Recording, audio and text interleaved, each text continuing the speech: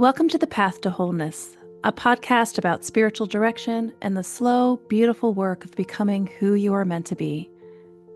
I'm your host, Bethany Ward, a spiritual director and evidential medium. This space is for those who seek to live a soul-led life, who want to listen more deeply, discern more clearly, and cultivate meaning through presence, prayer, and symbol. Each conversation here explores the sacred art of listening, to ourselves, to one another, and to the movements of spirit in everyday life. Today's episode explores tarot as a contemplative practice within spiritual direction. We'll reflect on how spiritual directors thoughtfully integrate tarot into their work, the ethical and soulful nuances of using it with directees, and what unfolds when image and spirit meet in the sacred conversation of prayer. I will be having this conversation with Brian Relph, and this conversation also flows naturally into a course that I'll be offering in early winter called Praying the Tarot, and also for Brian, who is offering Window to the Soul, a year-long tarot training for spiritual directors, dream workers, and therapists. Now I'm delighted to introduce Brian Relph. I first met Brian through the Haden Institute, instantly took to him, especially his way of speaking about how tarot can serve the work of spiritual direction. By the time I had met Brian, I had been reading tarot for most of my life and serving as a spiritual director for nearly a decade, yet I had never quite felt I had fully married those two disciplines. What struck me most about Brian's teaching was how seamlessly he wove them together, showing that tarot can become a contemplative tool of deep listening, a shared language between directee, director, and spirit. Brian is a certified spiritual director, a tarot reader, an Enneagram coach, and a soul path practitioner. He brings a beautiful blend of training and lived wisdom, interfaith formation from the Chaplaincy Institute in Berkeley, Jungian studies from the Haden Institute in Asheville, and guiding others through soul-led transformation. Brian, I'm so glad you're here. Welcome to the Path to Wholeness. Thank you, Bethany. It's great to be with you. I'm excited to talk about tarot. It's one of my favorite topics. I've been reading tarot since I was introduced to it when I was 15 years old, and I used to hide it under my bed in a metal lockbox because I was raised by Baptist parents. And yet it was the doorway, as I said earlier, to my love of spiritual formation and spiritual guidance. So let's begin by exploring why tarot even belongs in a spiritual direction session. Great question. Tell me. You know, we think of a spiritual direction session as being a three-way conversation, right? Director or directee and the divine. And so often we'll light a candle, or sometimes folks will set out a third chair to represent this presence. And truly what we're doing as spiritual directors is facilitating a dialogue between the directee and the divine, really kind of supporting that interaction. And so I would say that the tarot helps us to open that door, that window more fully, right? It allows for what we might call more direct communication between us and what Spirit has to offer. And so, you know, we talk about discernment being a big part of the process of spiritual direction, the experience of spiritual direction. And that is absolutely something that the tarot can support us in. And really discerning, not so much maybe choosing between options, although we can use it that way, but discerning what is ultimately true for us. At our core, what do we feel drawn to? What feels accurate as a description of what our soul is experiencing at this time? And the tarot is an uncanny mirror this way. It really never fails, in my experience, to show us what's really going on underneath the surface. Yeah. You just brought forward for me the significance of the third chair that we talk about in spiritual direction, representing that the presence of spirit, but also how tarot and those images laid out before us can act also as that third chair, that it's not just us having a conversation, that there is this tangible, visible way that spirit is present to us, and faithful. That is, you said it has never failed, and I can echo that in all of the years that it has been a companion in my life. That amazement of a directee who sees that image before them, and it's so resonant, and it is mirroring their inner experience.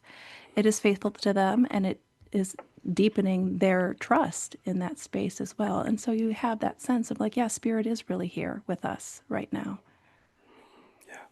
Yeah, it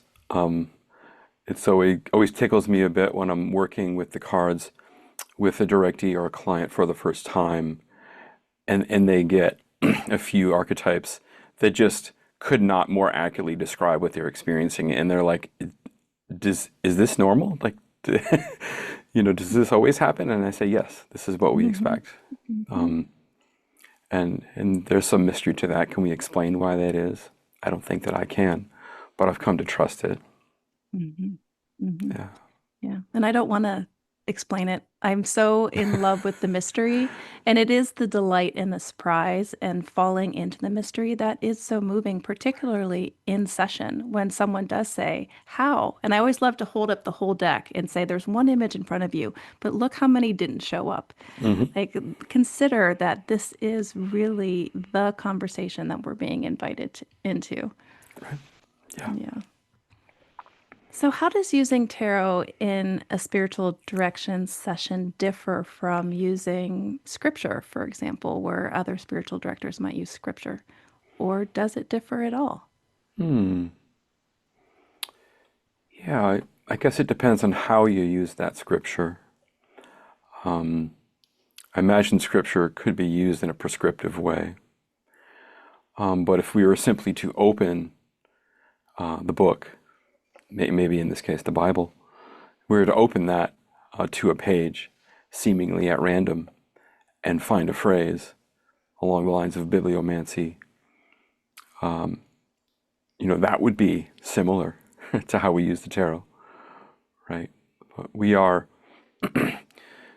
taking our will, we're taking our own sort of ego constructions and mental ideas out of the picture when we surrender to whatever comes from the deck.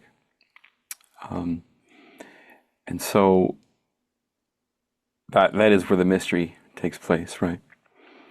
I've never used anything like scripture or even poetry in spiritual direction, so I'm not sure that I can make a skillful comparison beyond that. But if we imagine that both of these are ways of the divine communicating to us and through us, then they would certainly be similar in that way as well. Yeah, I would echo that. While tarot is my preferred tool of discernment, I will open for bibliomancy. Oftentimes, when we're looking for language, tarot has the resonance of image, and you can say that image is resonating with me. And then sometimes in that wordless experience, it's still hard to grab language. Agreed. So I'll open that to companion. And what is always amazing is the cross conversation between those two divinatory methods, that there's a full conversation that's happening, and it's like, well, I said that, and this is spirit talking. I said that, and I said it again. So that the witness there is again just delightful and surprising. Yeah. I have my own process and how I use tarot in session, but I'm really curious how you discern when and how to bring tarot into a spiritual direction session. Yeah, it's a great question, and there are different kinds of sessions. There are different places that directees are coming from in terms of their comfort level with the tarot or their interest in it. And so I never bring it forward if they haven't asked for it, right? Because we still live in a time where folks are uncomfortable with this modality. So some folks come to me looking for a tarot reading. And in those circumstances, we're using the cards kind of in the forefront. They're the centerpiece of our discussion. And yet I still approach the experience in the style of spiritual direction. And that is to be non-directive, So not using this as a tool for fortune telling or being prescriptive, but rather as a mirror and a way to receive some guidance from Source. And so that is kind of what tarot readings look like with me. And then with directees that I see on a regular basis, maybe occasionally we will do a full-on reading where the cards are front and center. But often what it is that we'll get to a point in the conversation where they don't feel clear, where there's some thing that wants to be understood. And so we'll go ahead and pull out a card or two. And it's usually another moment like, okay, of course, like that's, of course, that's the card that came, right? And as time goes on, folks will begin to see some of the same archetypes show up again and again. And this is a very common experience, the same way that we'll have a recurring dream until we really get the message from the dream maker, right? So, and so usually it's about them asking for it, or if we've done tarot in the past, I will say, hey, maybe we could pull a card about this. Let's see what the deck might have to offer in this case. And then there's a third way that I'll use the cards, and that is for my own reference. Maybe the tarot is not a shared language that I have with this particular directee, but I might have the deck nearby and pull one for myself to get some perspective on what we're talking about. And that's a tricky thing because we don't want to lose the thread. We're really there to stay with the directee and give them our full presence, right? But occasionally a bit of curiosity will show up for me, and I'll ask for a little input. And sometimes I make use of that, and sometimes I don't. So those are the three different ways that I use the cards in sessions with folks. I hear such a beautiful intentionality with that. My use of tarot in session has similarly, organically unfolded. It used to be that was the time that I had in meditation prior to session. I would just say something akin to, where do you want me to guide your beloved child? And then I would have this sense, okay, I know the posture I'm sitting in, but I would wait for my directee's openness and comfort. And I would always ask, would you want to see this symbol that was presented to us before? And there's also this intuitive sense that I certainly have in session where I just feel like, okay, this is the moment. And you just name that similarly, that you're looking for language, you're trying to express it, and it's just, okay, this is the moment where we bring forward the image. And my process has evolved into, now it's part of my intake form when they schedule online. Is this something you want before? And then I'll share it with you. Or is this something you want in session? And I really empower and leave that process up to my directees. And some, they want that in every session. I just want that anchoring. I want that echo, and I want that mirroring present for me. And some are just kind of like, whatever, if it feels like, if it inspires in the moment. And again, that whole process of spiritual accompaniment where we're leaving it up to those that we're companioning to show us what their need is. And that's how so different than a psychic reading where we are sitting in the seat of authority. We put and empower it back into our directee. Exactly. I tried for a while to sit in that seat of authority and take on the role of psychic reader, and I will tell you, it made me very uncomfortable. It felt like a responsibility, frankly, I didn't want. And ultimately, I don't feel like that's as effective. I agree. I think that very notion is when my ears perked up when you were facilitating inside the Haden Institute, because I had attempted that same posture, especially as a medium, where they're coming to you and saying, "Please connect me to my loved ones." I never resonated with that. I trained as a spiritual director long before I trained as a medium, so I could never fully reconcile that.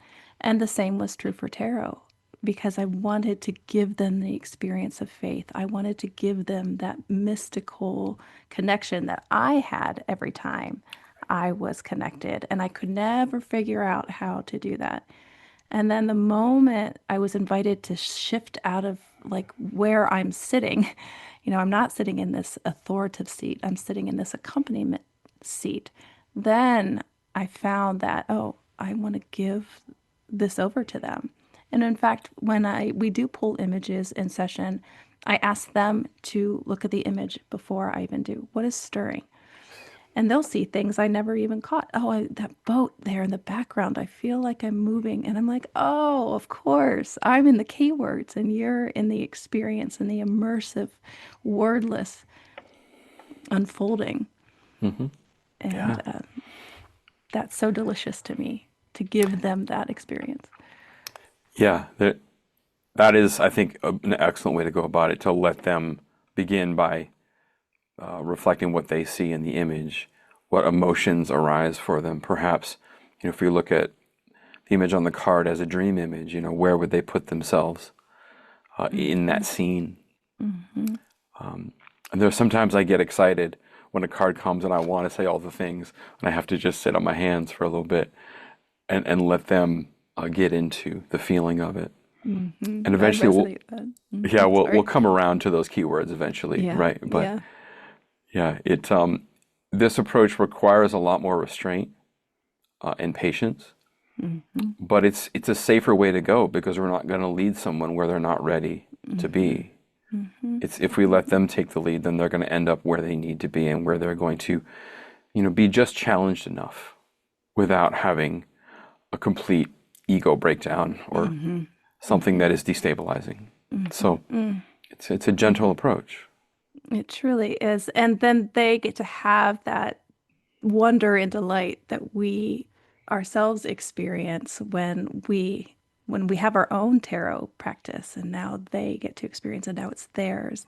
And for whatever reason, you're reminding me of Jungian analyst Tony Caldwell when he said, if you put a line in front of me of an analyst or a therapist or a Haden trained spiritual director, I will go towards the Haden trained spiritual director every time Wow. because there is this inquiry that we are trained to invite. And it is so much more authentic. It is so much more spirit led and spirit driven Hmm. than just what I perceive to be true for the person in front of me. And when Yeah. you can give them that direct experience, that's profound and life changing. Yeah. Ultimately, I think it's much more effective Mm-hmm. than anything that we can think that we know about someone else's Yeah, experience. exactly. Yeah. Exactly. Yeah. Yeah. Yeah, and to kind of bring that back to tarot, I ultimately trust the tool in session more than I trust my own Hmm. governance, that, Right. okay, I think we're going here, but the tool's saying here. So let me pause and reorient, sit on my hands, listen a little bit deeper. Hmm. This is where we're going. And I'm going to trust that this is going to be the appropriate path for the person that I'm serving. Right. I think it's always a good sign when we're surprised by the Mm-hmm. cards that come, because that means that we didn't cook this up on our Mm-hmm. own, right? And we're allowing ourselves to be guided. And may I stay humble in that. Indeed. Indeed. And it's remarkable how, we might pull cards and I thought we were going to go this direction and the cards are heading in this other direction. And I'm going, wow, I have no idea how this applies, which is similar to how I feel when someone shares a dream. I say, I have no idea what this dream means. Mm-hmm. And that's perfectly fine. That's not my Mm-hmm. job, right? Mm-hmm. But immediately they will begin to resonate with the themes that are coming up and have the ahas that might not have come. They would have come eventually, I think. But Mm-hmm. there's a sort of efficiency about the tarot. It really does bring you right to the root of things Mm-hmm. pretty quickly. Mm-hmm. Mm-hmm. Mm. Yeah, that we've hinted at this a little bit, but that does raise for me the ethical considerations that that might feel important when using tarot with directees, particularly the cards that bring us into a shadow experience. Mm. And we've already talked about the authority versus the accompaniment. But what other ethical considerations do feel most important when we're using tarot in the spiritual direction container? Right. It's perfectly normal and expected for someone to kind of break down, if you will, in the middle of a session. Like, we want some kind of release, if there is a release to be had, or we want to invite a space that feels safe enough to let our emotions out, right? But we need to make sure we're not sending people back out in the world that way. Mm-hmm. Mm-hmm. And it's in spiritual direction isn't about patching people up. That's therapy, right? But if we decide, oh, we got 5 minutes left, let's pull one more card, and then we get the tower. Like, now what are you going to do? Because there's a lot to talk about when you pull the tower card. Mm-hmm. And 5 minutes is never going to be enough. Mm-hmm. So I think it's important to make sure that we're ready to hold whatever comes. Mm-hmm. And important not to, again, prescribe. But we've already covered this. But, you know, the tower can mean so many things, right? It's really a dissolving of the ego in some ways. And that takes forms in our physical lives, takes forms internally and in relationships. And so helping people walk that path for themselves. And we can do that because we've walked it ourselves already. You know, when I was early on in my tarot practice in my 20s, early 30s, the tarot card was really scary to me. Mm-hmm.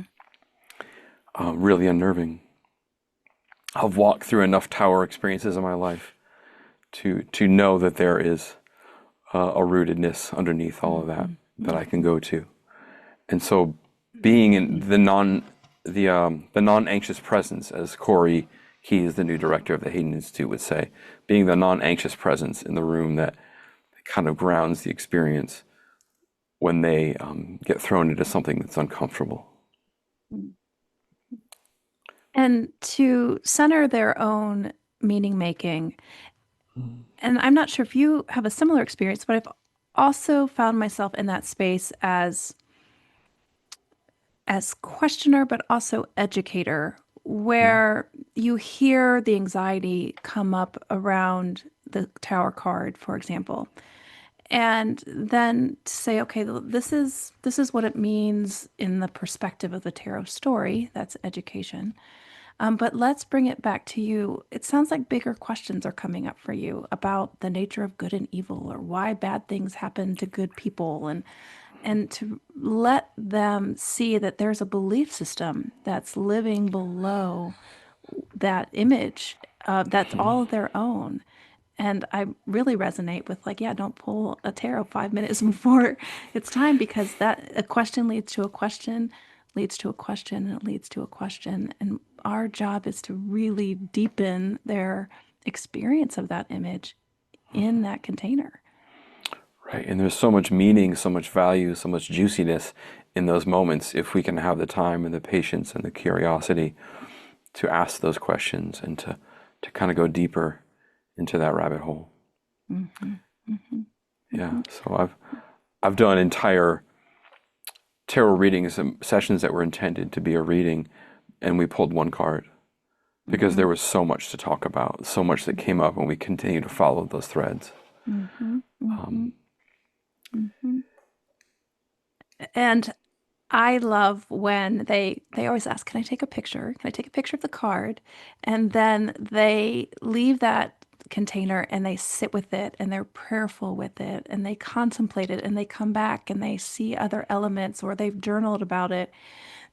I have one directee who has been working the Empress card for going on 6 months now, and uncovering questions of inner beauty and worth and motherhood. And it just keeps giving and giving. And it's very much like a dream, like the dream works us. Hmm. And we can let our directees have the cards work them as Yeah. well. Just, it's got more to say. It's got more to say. It's got more to say. Let it work you. Right. Yeah. I love when people will take a card and live with it on their altar for several months while it is still offering to them insight. Mm-hmm. And that's a really respectful way to approach this tool, right? To really Mm-hmm. appreciate the depth that it can offer us. Yeah. And to move out of the cultural narrative of fortune telling and Hmm. into the narrative of being with. Just let it be with you. Let it do the work. We don't have to do anything. It will work us. That's right. Yeah, it's like water, right? It's gonna over time Mm-hmm. wear down those rough edges and bring us to where we need to be, but in a gentle way. Mm-hmm. Mm-hmm. And that brings me to an assumption that I work with, or that I use when working with the tarot, and that is to assume that what we're receiving, any guidance or reflection or insight we're receiving through the cards, comes from the source of love. Mm-hmm. That any judgment that we perceive in what we see is our own projection, Mm-hmm. because that is not the nature of this offering. Mm-hmm. And if we can find a way to tune into that resonance or that perspective, even when we're hearing difficult reflections, there are cards in the deck that are going to speak to addiction. They're going to speak to fear and avarice and all kinds of unpleasant human conditions. But if we can understand that that's being shown to us from a place of love with zero judgment and complete acceptance, then it makes it a lot easier to hold ourselves in the same way. Mm-hmm. Yeah, it's very much that notion that what emerges from us is for us. This is in service to your wholeness. It's in service to the individuative path. And if we can just let it show us how it is in service, it will do the work. And one of my favorite adages is do less, do less. The Hmm. less you do, the more it will do, the more spirit will do, the more the image will do. Just do less. Agree, there's really so little required when it comes down to it. So it's so liberating. Just don't have to work that hard. And it's, again, countercultural. That's doing Oh, less and letting the image work us is really not the narrative, the dominant narrative around tarot, or even the practice of healing and the practice of wholeness. It's yeah, just not what we hear. right. And yeah, so we are going against everything we've been conditioned to believe and the ways that we've been told to approach challenges, tackle them, take them head on. We're gonna fight this thing. No, Hmm. this is very much the opposite. Hmm. And Yeah. yet, so much more, if I could be so bold, so much more profound and so much more healing. There's such a deep level of trust that is required to approach this tool in this way. Just Right. it's going to do what it's here to do. Right. And so some folks are going to come to us already with that level of trust, and some folks won't have it at all. Hmm. And so our level of trust helps them to begin to open into that space Hmm. and experience Hmm. it in that way. Hmm. And to meet them where they are. And it kind of Hmm. goes back to that. Sometimes we are educators in this space, particularly Yes. around this tool. Like, Hmm. what have you heard? What do you know? What's coming up? What's stirring? Yeah. Do you want to get curious with me? No? Okay. Right. That's not where we're going to go then.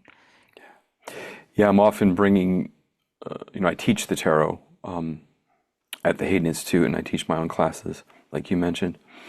So I'm often coming to a session with my teaching hat on. It's just kind of part of who I am, right? So, I love to, when the tower comes, I love to put it in context, because the series of archetypes through the major arcana there, we get the devil, and then we get the tower, and then we get the star. And there's a story that unfolds through that, right? There is hope, there is healing after everything's fallen apart, which is what the star tends to show us. Or a card like the Nine of Cups. The Nine of Cups is a real sweet space. It's like you're getting everything you wanted. Like things are beautiful, but it's not the Ten of Cups. Mm-hmm. The progression beyond that, the Ten of Cups, is that abiding love, that deep soul love that you feel with your soul family, if you will. That sense of emotional wholeness. And so we want to not get stuck at the Nine of Cups because there is more. So to kind of put things in the context of the entire deck can help us kind of understand not only what this is showing us, but where we are in a journey. Mm-hmm. Mm-hmm. Mm. Profound. And I've made similar parallels with the devil being where we are constricted, and the tower being where we can no longer hang on and we must surrender, and the star being what the hope and renewal that comes after that. And I've outlined that for those I serve.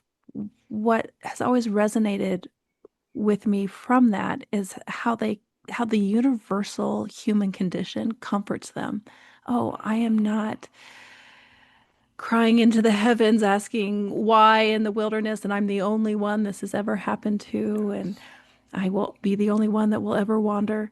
But we can say, look, this is how we walk. This is what spiritual formation looks like, and there is an image that can guide us in this moment, and this moment, and the moment that comes after. And that universalizing is comforting. I'm not the Yeah, only one that suffered.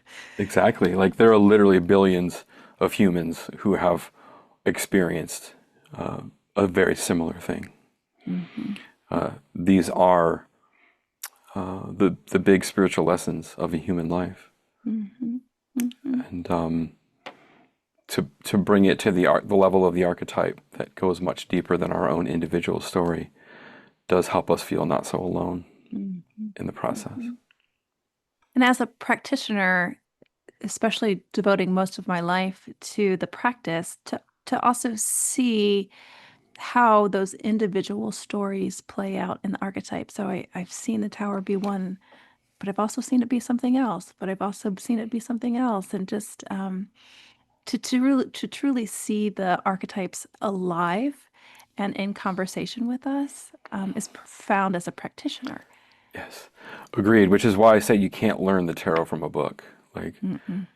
that might help you get started, but ultimately it's about living the archetypes. So, it's about pulling the Five of Cups when you're in a space of terrible grief, Mm-hmm. and integrating the lived experience of that archetype into your body, Mm-hmm. right?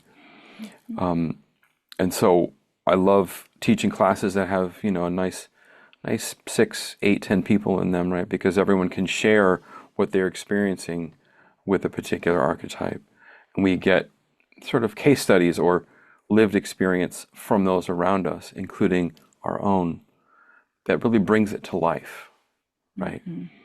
Reading from a book is really an intellectual process, and that will only take us so far. There's one teacher along the way that I cannot remember, whose name I cannot remember, but he said you could lock someone in a cell with nothing but a deck of tarot cards and they could uncover the mysteries of the universe. The deck will teach you itself Mm-hmm. Mm-hmm. because spirit is involved. Mm-hmm. And so getting to live that out and experience it in real time is really the only way to truly learn this tool. Mm-hmm. Mm-hmm. Mm-hmm. I'm so moved by that story as I'm listening and reflecting on my own life. And I'm just in this moment appreciating how much of Tarot's wisdom actually, whether spoken or unspoken, informs how I companion in spiritual direction. There's just an innate wisdom that it kind of comes to you and through you that becomes your posture. And then, you can kind of pull that forward. And whether I'm conscious that I'm using the wisdom of the tarot or not, it's very present in just how I live my life, how I approach problems, how I companion. It's just in the ether around me. Right. Yeah, you've fully integrated it into your life, into your being. And so it's like a gift that does keep on giving that way, because you've been working with it for, what's it been, 25 Well, years? I'm going to be 50 at the end of the month, and I was 15. My boyfriend's mother introduced me to tarot when I was 15. Wow. So, Yeah. my parents did not know for a very, very, very, very, very long time. I love it. It is quite delightful, actually. But I was an introspective kid. I was a quiet kid. I was a reader as a kid, and I felt very deeply. So to have this tool introduced to me was the first time that I did feel mirrored. That I did, especially growing up in an evangelical household and being a questioning kid, that was the first time. And I just remember my soul on fire, like, oh my gosh, everything inside of me is now outside of me, and it has a voice and a symbol and a color. And that was so electrifying for me. And I think that's why I'm a spiritual director, is those moments at 15. Right. You felt seen and understood by it. Absolutely. And I think that's the gift of tarot among many. So we've talked about particular archetypes, and I'm curious if there are particular cards for you or archetypes that feel especially prayerful or spiritually resonant for you. Thanks. That's a great question. You know, what feels particularly prayerful is the aha moment, when it really lands, right? And it might take me a few cards to get to that sometimes. So in that way, it isn't a particular card, but it's an experience, right? But there are cards that I associate with clarity. And so one of the things I learned to do a long time ago, and that I teach in my classes, is to use clarifying cards. So this is based on the idea that there is guidance available here. And so if there's a card that comes in one's own personal tarot practice that is not clear, like I have no idea why this card showed up, well then let's pull another one and get a little more insight. And so that can really kind of open up the dialogue, in terms of, instead of the sentence having one or two words in it, maybe we have, a 6 or 8 word sentence that can bring some more nuance into the conversation. And so to that end, certain cards like the Ace of Swords or the Queen of Cups or the High Priestess, those speak to me of moments where the aha is confirmed. I don't know if I can explain that thoroughly today, but there's a real depth there, and particularly with the High Priestess, I think that's the one I would go to as being particularly resonant and prayerful for me, because she sits in the image in the Rider-Waite. She sits at the gates of the temple, and so she is beckoning us inward, right, into the inner temple, and our own skillful understanding that takes place in quietness, that takes place in stillness. And so when I pull that card, it makes me stop, right? It makes me go inward and tune in a little deeper. And if we were to put that card, for example, on the altar, I think she could take us deeper and deeper every day. So certainly there are also cards that are comforting. I find the World card to be very comforting. I find the Star to be very comforting. And there are times when I do need comforting. It's not uncommon to come to the tarot with anxiety, right? Oh, please help me feel better about this. What's going to happen? Now that's usually not going to work. What I find what happens when I do that is I get a reflection of my anxiety. I get a lot of swords, right? You're in your head, buddy. Yeah, get out of there. But if I can follow the conversation, I'll eventually come to a feeling of comfort and ease, and that's usually reflected back to me Mm-hmm. by the star or the world or something similar. Mm-hmm. Mm-hmm. It very much is a living conversation, Hmm. that I'm feeling some kind of way, and I come to this tool, and the tool says, "You're feeling some kind of way." Yes, yes, you Yes, are. you are absolutely right. Okay, what is underneath that? And then there's another image. Okay, we'll trace that back to something else. Oh, there's that image. Okay, well then what do I do with that? And there's that image. And so if we can stay in conversation, it is like this living conversation with spirit. One question leads to the next, one Hmm. answer leads to the next question. Right, And we can right. just know that we are companioned. Exactly. Exactly. It is, there's comfort in knowing that it makes me not feel alone. Like we were talking about, all the other billions of humans who have walked these paths. But it also feels at this point in my life that I have a constant dialogue going with spirit. And that's tremendously comforting to not feel alone. It's a resource to go to, um, really at any time. Because even in the most mundane moments, there is something that we can learn about our unconscious mind. And to me, that is the very experience of presence. No matter what time of day, no matter what situation I'm in, no matter how faithless I feel in this moment, if I go to my tool is always faithful. It is always there. It is always present. And that is humbling to me. It is awe-inspiring, and it is humbling that that presence is always faithful. And I think that's the gift we receive when we're faithful to it, whether it's the tarot or the meditation cushion or a yoga practice, what have you. When we're faithful to it, it shows up for us, right?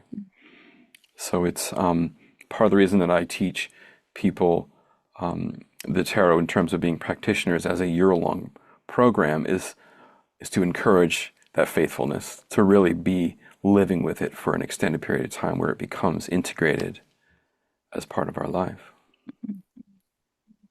And Christian spiritual direction, we talk about consolation and desolation. So consolation moving towards the divine or sensing presence, and then desolation moving away from the divine. And as we were just talking, I had the image of the Five of Pentacles emerge. So the Five of Pentacles being where two desperate individuals are outside the warmth of the church, and they're dragging themselves through the snow, but yet the church lights are visible in the background, and all they have to do is round the corner and enter the warmth of the light. And that to me is like, it's prayerful, and it is the practice of tarot. Like, we can see ourselves isolated and outside of the warmth that's available from source, like those people in the foreground of the card. Or we can become aware of what is inside this metaphorical church, like what is available to me, presence. And there's a conscious movement between both of those states. Yeah, even the most difficult cards in the tarot have an invitation in them. Mm-hmm. Like you described in the Five of Pentacles, the light of the divine is really just on the other side of that window. I love how you say that all they need to do is round the corner Mm-hmm. and step inside. And of course, it never feels that simple or easy to the ego. But Mm-hmm. Mm-hmm. you know, any challenge the tarot shows us, it also offers us a way through. Mm-hmm. If we're willing to take the invitation, that's one of the reasons I use the Rider Waite to teach from. It is traditional. It's maybe outdated in some ways culturally, but it does the pictures that it paints in terms of the entire story, not just being one dimension. Oh, I feel like I'm out in the cold, but there is actually warmth available. And so the way that Pamela Coleman Smith drew those images, she really brought so much nuance and so much depth to these ideas. Absolutely. Yeah. How has your personal relationship with tarot grown into a contemplative practice? So that's a very broad question, but I'm really curious about like the evolution of your practice and what you've learned, or maybe even share moments of grace or transformation or insight. Gosh, I mean, we're talking about decades here, so there are so many things I could share. Please do, whatever stirs. Yeah, I think I started playing around with the tarot in my early 20s, and I'm the same age as you. I'm about to turn 50. And early on, it was just kind of dabbling. But then I came across a meditation teacher who wanted me to learn the tarot as a way of receiving input to foster the intuition. And so I dove headlong into the study of decks at that point and really got into the practice. And I began to use the tarot as a constant companion in terms of having multiple decks around the house, right? Like a deck in every room. It's not that I'm sitting down and doing a 10-card spread multiple times a day, right? But I might do a little check-in. What do I need to know right now? Mm-hmm. What awareness serves my highest good? And this is a way of practicing mindfulness, if you will. Like it's a way of tuning into what's going on with me underneath the conscious level. And so sometimes the cards that would come would be no surprise to me. I would say, absolutely, that's what I'm feeling right now. And sometimes they would really stop me in my tracks. And those are really valuable moments to experience. The tarot's also been with me to really encourage big leaps of faith. Like when I left my career in the film industry, moved out of Northern California to Asheville, North Carolina, that was a gigantic leap of faith. Because I was leaving not only my home and my community, but my way of making a living, my identity as a filmmaker. But I remember sitting one day discerning about this, and I pulled the Wheel of Fortune. The Wheel of Fortune brings up themes of, we could use words like fate or destiny. It's, where we can kind of peek behind the curtain and see the web being woven together. It's a turning point in life, right, where things really begin to pick up. And as I was sitting, pulling this card, I began to feel an oscillation, a spinning energy within myself. It's like the Wheel of Fortune became embodied within me in a way that I couldn't ignore, right? I might be able to say, oh, well, okay, I managed to pull that card. I could maybe explain it away if I were too scared to go for it. But when it got into my body, I couldn't deny it anymore, right? And that's really what got me to leave my former life and has brought me to where I am today. So the tarot has been really faithful to me in those moments where I needed some encouragement, right?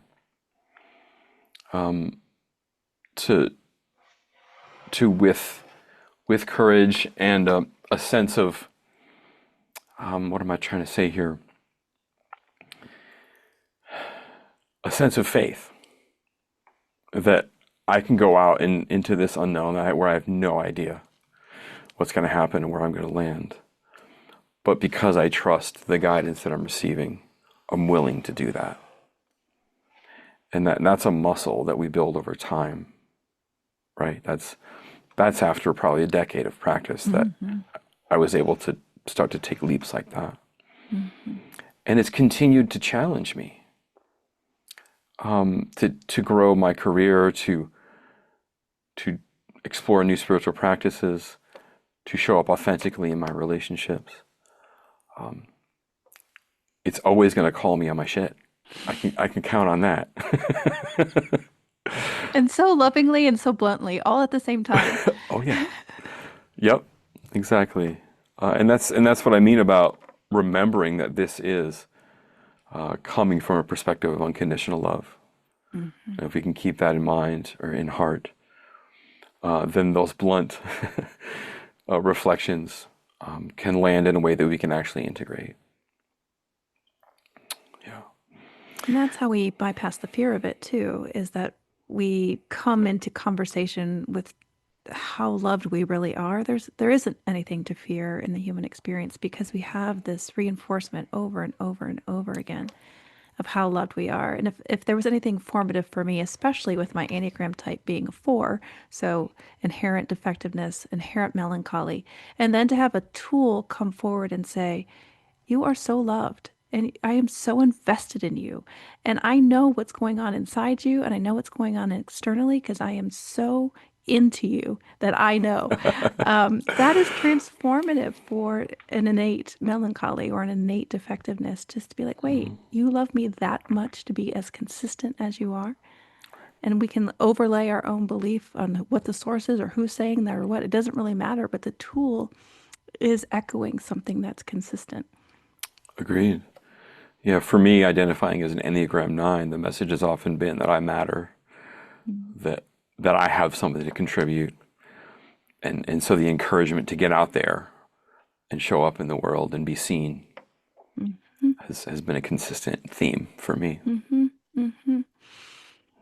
And right there, a conversation of those modalities, just I could go on for hours. But yeah, that just, spiritual formation is a fun academic exercise. It's what I've been training in my entire academic life.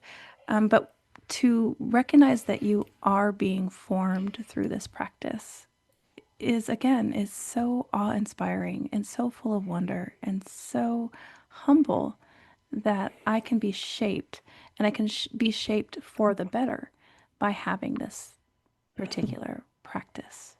It makes me want to jubilate. It makes me want to just kind of bottle it up and give it away to others because it's such a profound experience. But you can't. You can bring them into the container and give them a wink of it and a glimpse of it. It Yeah, only that's comes through engagement. indeed, which is why I would much prefer to teach someone the tarot than to give them a reading. Like the reading can be the gateway, but to empower folks to use this tool for themselves is really where my passion is. I echo. That's how I feel about mediumship. I always leave 20 to 30 minutes at the end of like, okay, so we've touched the unseen. Okay, that's beautiful. And we can stand in humility of that. But then where's the meaning making? Like, what are you doing? How is this touching you? How is this changing you? And what transformative experience are you undergoing because we touched the veil? Those last 20 minutes are far more important to me as a medium than the actual evidential connection with those who have died. Beautiful. I love hearing that you're doing that because you're bringing your training and gifts as a spiritual director to that very potent moment. I had a directee come to me last week after a mediumship session she had with someone, and it gave us a chance to unpack what that meant to her, right? But I can imagine how powerful that would be in the moment with a person who's done that for them. Yeah. I've heard it said that having moved into the age of Aquarius, I'm no astrologer, so I'm going to butcher this, but that we've moved out of I trust your symbology, language, and knowledge. right. So that we've moved out of the age of the guru into the age of self-empowerment around spirituality. That we each become our own guiding light, if you will. That it's about empowering the individual to connect directly with Source, with Spirit, which I think is so important because that's ultimately where it happens. Anything else can be an abuse of power.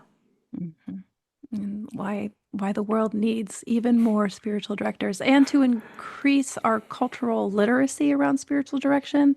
I that dreaded question when you're in the dentist chair of like, what do you do? And then you have to tell them what a spiritual director is, and then they're like, huh?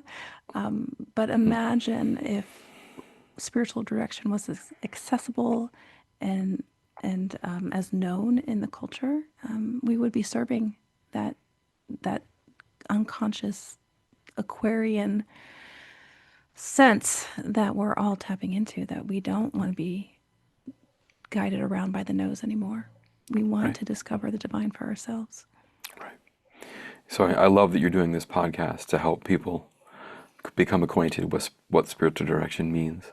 Thank you. I think we do have a lot of work to do in that regard to invite people in, Yeah. and to make it known that this is available. Yeah.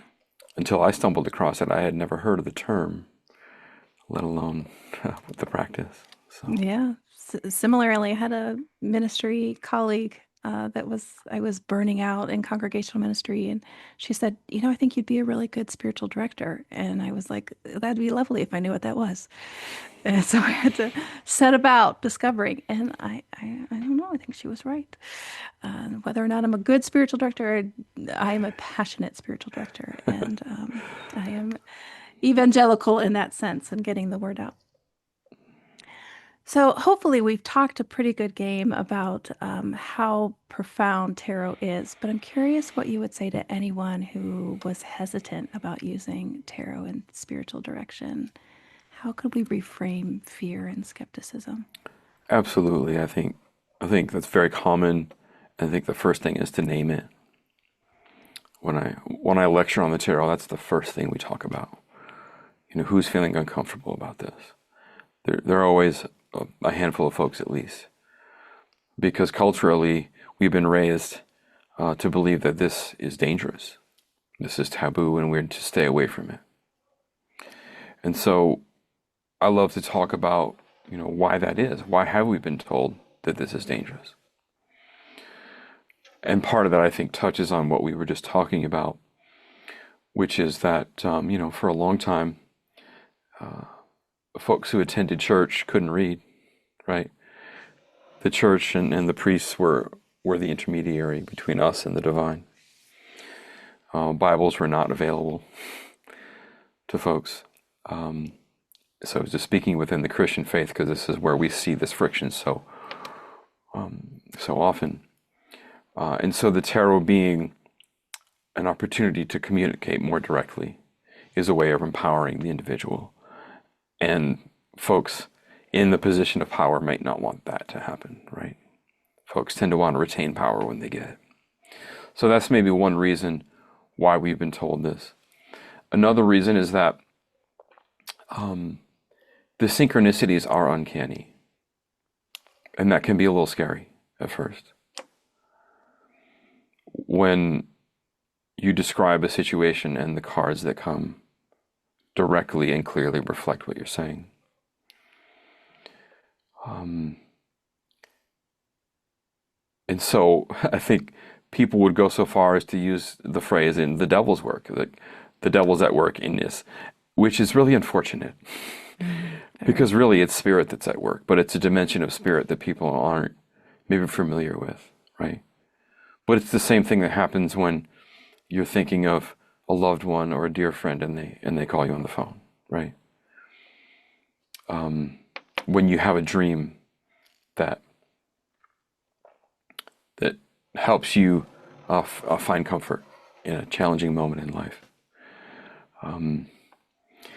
So what we're doing really is we're making the unconscious conscious. We are uncovering that which has been relegated to the shadows. And that can feel really scary, which is why we have to take it really slow. And so what would I say to people that this is their show, this is their session, right? And so that's why I never force it, ever. But they might be feeling curiosity and trepidation at the same time. And so we might take it one step at a time and play with it a little bit. I have had people, when I give lectures, come in very uncomfortable. And as a result of me sharing about the archetypes, even just sitting there hearing the stories, they have a massive breakthrough. I've heard this story more than once. So where there's discomfort, I think there's a real opportunity to learn something about ourselves, to grow into some area that has previously been off limits. There's a real opportunity for growth and love and awareness to happen. Beautiful. All of that, all of that. And I've noticed in my own work too to shift the reframe, shift the focus from fortune telling as if fate is outside of someone into contemplation. And Hmm. contemplation being, we just gaze upon. No one's asking you to do anything, change anything. Just we're going to gaze upon this. And then if something stirs, we're present to it. If something doesn't stir, we're going to shift our gaze. And just gazing tends to be an invitation that people can accept, at least in my practice. Yeah, I love the gentleness of that. That Yeah. that's a nice invitation Mm, that feels non-threatening the way you present it. mm, And I think what I've heard from folks is they get a similar experience with me that mm, I feel non-threatening to them, and I think that if we can hold that space, that makes a big difference. It's very different than if you walked into a metaphysical shop. right. You know, those folks sitting there might also have a non-anxious, non-threatening presence, but there's a whole expectation happening there Mm-hmm. Mm-hmm. that we're not engaging in. So, Yeah. Right there. And I think that's why I was initially in my early spiritual direction practice resistant to using tarot in my container. And then also where it took me years to come forward as a medium because of those expectations, because of the what I sense to be disempowerment of the querent or the sitter, and then to really have to use the tool to show me how to bring this into the container and how to be present and use my training as a spiritual director. And eventually you do find that settling space. But yeah, I was fighting the stigma of expectation that has always been so difficult for me. and you're right, the word disempowerment I think is really important there. I've had that same experience sitting with someone who is giving me a reading. I did not leave there feeling like, oh yes, I am full of the spirit and ready to go Mm-hmm. take on difficult things. I felt sidelined by the Mm-hmm. experience. Mm-hmm. Right. And that isn't that as spiritual directors, what we want for those we serve is to be full of the spirit, that this spiritual journey is theirs Hmm. and it's uniquely theirs and they're in a unique relationship with the divine. And we can't do that if we sideline them. Exactly. So they are front and center. So if someone came in and were uncomfortable, we could spend an entire session unpacking that discomfort without ever drawing a card, Mm-hmm. right? And letting it say what it has to say and holding it gently. So powerful. So let's take a moment just to kind of integrate all that we've shared. We've talked about how this use of image within the tarot it changes not only the directee within the flavor and tenor and tone of a session, but it changes us as directees too, and we get to have that invitation over and over and over again. And we really saw how tarot is this bridge between the director and the directee and spirit, or the bridge between symbol and psyche and spirit. However, our directees want to define that, but it is this bridge, this communication bridge between all of those happening, all that's happening in that space. And what I keep coming back to as we've been talking is just this humility of holding image as mystery and not message. And it's that humility in holding the mystery and not the message is actually what does the transforming. That's what changes lives. And Agreed. that's what deepens. And I'm just so moved by that. And I'm curious if there's anything that you are taking away from our conversation or you want to lift up. I'm so heartened by the way that you're holding this space and also knowing that there are other kindred spirits like you and I out there who, I mean, this really is trailblazing work. right? To integrate, for example, tarot and spiritual direction, and so encouraged and enthusiastic to know that you're doing the same thing. It is rather serendipitous. And I must admit, when we were going to talk about tarot in the syllabus for Haden, I was like, oh, I don't know how this is going to go. I was telling my husband, I'm like, we'll see. And then just walking away, like so abuzz and affirmed. And I had never thought of the word trailblazing before. But I did, that resonates. And I did feel validated that, no, how I'm engaging with the tool, how I'm engaging with the tool in this container is happening. It's happening as I see it, and that's being mirrored back. And I'm so grateful for what you're doing for spiritual directors and what you're doing for others. Thank you, Bethany. Same for you. And I would love to hear what folks are listening about their tarot practices. I would love to hear what y'all are doing out there and what you've gleaned maybe from this conversation, how this might inform your practice going forward, and the ways that you are integrating this tool into your lives. That's powerful. Yeah, you can find a way to connect with how that is transforming you at my website, which is my name, Bethany, Bethanys, Ward, Ward. You can find Brian at soulgrowthcoaching.com. He does ongoing work in spiritual direction, tarot, Enneagram, and Soul Path, both virtually and in Asheville, Carolina. And Brian, I just want to thank you for your wisdom and your beautiful tone and tenor as you relay that wisdom. And to all those, may the images that crossed your path this week speak to you like prayers, opening your heart to the quiet guidance that is always there. Truly my pleasure. Bethany, thank you so much. Well said. Thank you so much. Be well.